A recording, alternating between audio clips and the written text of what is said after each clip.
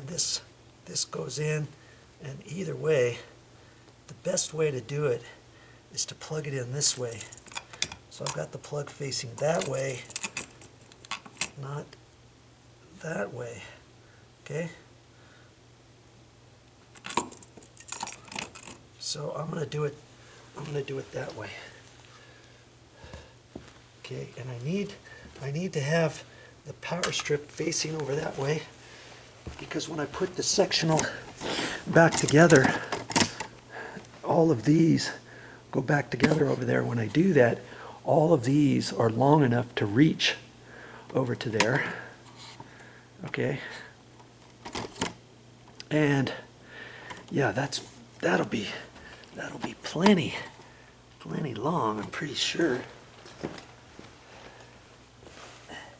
That one's going to be long enough, and that's the only electrified one. And see, that's going to be plenty long there.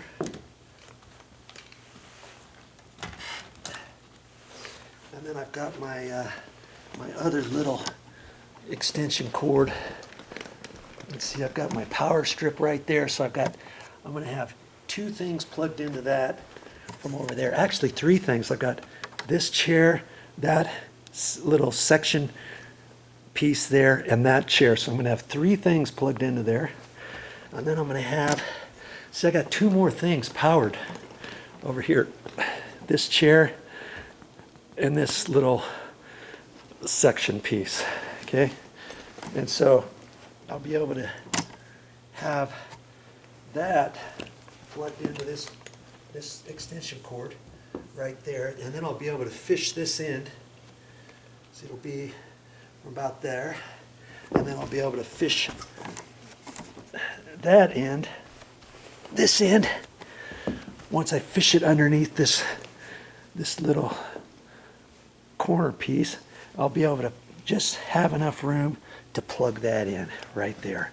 That's why I need that piece there. And I spent some time trying to figure out, okay, where am I going to put that electrical outlet in the floor on this whole thing? Because initially I thought, you know, the closest point would have been from that plug just over to here, right? I could have put the electrical outlet there.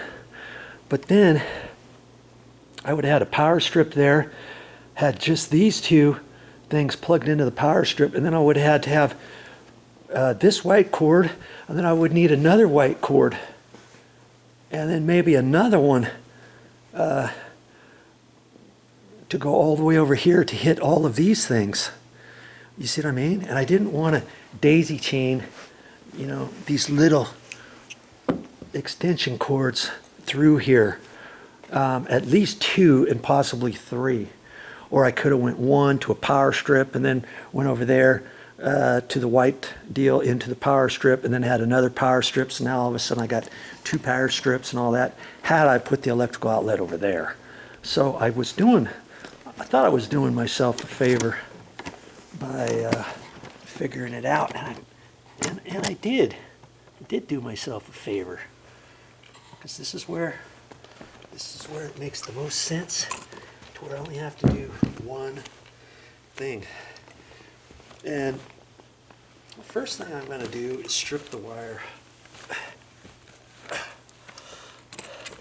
Remember that the ground faces that way. Okay? And so I'm going to strip this wire back. Just take my wires, my sheetrock knife. I got to be careful not to cut my finger or anything. I go up to about there and then hold it under on the back side. Okay. Some people, there's a little tool you can get that goes around that, and then you pull on it, and that can strip it too. And I've seen some people use that, but most people don't. So I just cut that, and then there's a piece of paper that's wrapped around the ground wire. Whenever I don't use this, I have it disengaged. I have it closed. I don't like to leave it open and then start working with this in my hand. You know, that's a bad habit to get into. Okay. Okay, so right now all I got is the black wire, the white wire, and the ground wire coming up. And that's how I'm going to plug it into this. And before I do that, well, let's see here. I used a cut-in box. It has a notch here. I think I told you I could cut the ears. I could cut the ears off of this. There's a little indentation there, and then I would score it with my cutters. You know, I would score it, and then I would take a pair of pliers right in there and bend it back and forth and break that off, break this tip off, and then that end fits between a little notch here to get it down even lower down in the floor. But I'm not going to do that for this particular instance, mainly because this carpet is up a little bit, and I want that plug on the outside of that because this is depressed and pushed down into the carpet just a hair, not very much. And so I can leave these little tabs on here, okay? But anytime you do a cut-in box, like see, let me take you over here. Remember, I put a cut-in box over here because this is where the power. I had to find power somewhere to power that. So I came out of here, and I showed you that before, if you were watching those videos. And if you look at the cut-in box, this is the same type of cut-in box. See this little notch in here? That's because these flanges fit on the outside of the sheetrock. That's what keeps this in.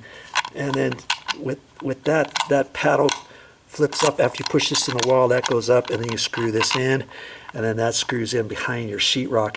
If it's 5/8 of an inch thick or ½ inch, usually it's ½ inch, you screw that up there like that, and it's tight. But see, you wouldn't want to take this outlet and stick it in there on top of that, because then it sticks out even further away from the sheetrock, because usually there's not a cut-in box in your wall. Usually it's just a regular box and it fits flush in there. You don't have these tabs sticking out. Okay, that's all on the inside. Then you can put this on flat up against there, okay, because then you're flat up against the sheetrock. Here we're not flat up against the sheetrock, are we? We're actually you know, a 32nd of an inch out away from the sheetrock. And if we put this on over the top of that, we're another 32nd of an inch out away from the sheetrock. And so when you put your cover plate on, sometimes you're liable to have your cover. I'm going to put this plug in over here when I get done. Sometimes your cover plate won't necessarily be flush with your sheetrock. It might be sticking out away from it a little bit because you didn't cut these tabs off. And see, there's a little line right there and right there. That's where you would score it, and then you would bend this and break it off. There's hardly even a score there. They used to have an actual score years ago on these receptacles, but now there's just a line that tells you where to cut. You can cut that off with your cutters. You know, sometimes you can cut it all the way off. Do it really hard, or do a little bit. And you see this one here? This doesn't have as big of a tab on there as that, right? But there's a definite little line there, and you just score that and take these little ears off, and then this section between there and there fits right in between there, see? And then that pushes it in closer. And that's how you do the cut-in boxes. If you ever install a cut-in box, make sure you cut your tabs off, okay? So back over to here we go. And let's see. Oh, I got a little helper here. She's been helping me every once in a while. She's like, okay, what's going on? What's going on over here? And she thinks she's helping. Maybe she is. Okay, so because this is a cut-in box per se, I'm not going to do it because, like I said, I pushed it down into the floor and have the tabs kind of pushed down on top of the carpet. Okay, well, if I were to cut these tabs off, this might be down so low that when I put the cover plate on, I have to cinch the screw in so far that maybe it breaks this off. Or you can put a vinyl cover plate on there, push it down instead of a hard plastic one, and dimple it down in there, but I'm just going to leave these tabs on. Okay? So the next thing I have to do is strip these wires. There's two ways I can hook it. I can hook it up to this. Now, first off, the silver is where the white wire goes. The gold screws are black, and this is the hot side is a shorter line than over here. This is the neutral side. You can see that over here, because these silver is for the white wires, gold is for the black wires. And it doesn't matter which screw you put it on, because see, there's a little tab right there. See that little metal tab right there? If you put one wire on, because see, I only have one wire, one white wire and one black wire. So it's like, okay, which screw do I put the white wire on? It doesn't matter. I can put it here. I can put it in this hole, over that screw, here or here, because this little tab right there connects these two. And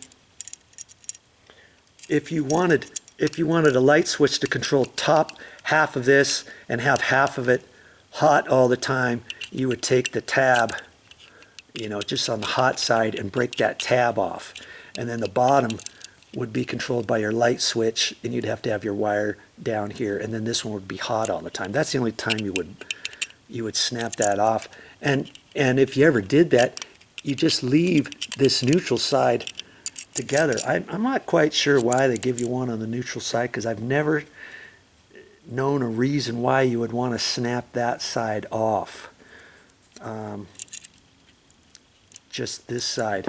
And so I've got two choices. I can wrap the wire around the screw, okay, around it, and pinch it together, tighten up the screw, or I could strip the wire just straight and poke it right into this hole right here. And look at that. This usually most electrical outlets has a little square rectangular thing right here, where once you put it in there, if you want to take it out later, you push down on that and it comes out. Well, on this particular one, there isn't one. So if I were to pull them out later, I'd cut the wire long and then take my pliers and grab it and twist it and pull it out.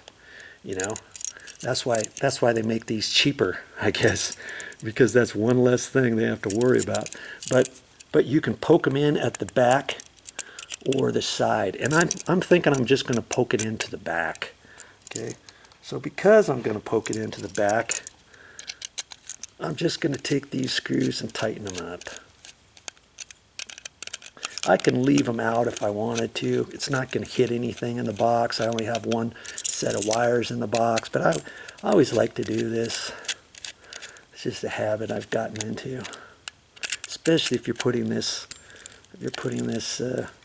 receptacle in a metal box or something. You wouldn't want these screws too close to the side of your box. Okay, and this is for the ground screw. That one I'm going to have to wrap. Okay, and so that is what I'm going to do next. And I'm still working here, but when I get that done, I'll have that all cleaned up. I assured her, yes, when I get all done, it's going to look like I was never here. And that's the goal every time I do a project, and hopefully that's yours too. Well, that's all I got for this time. But I'll be back with more videos.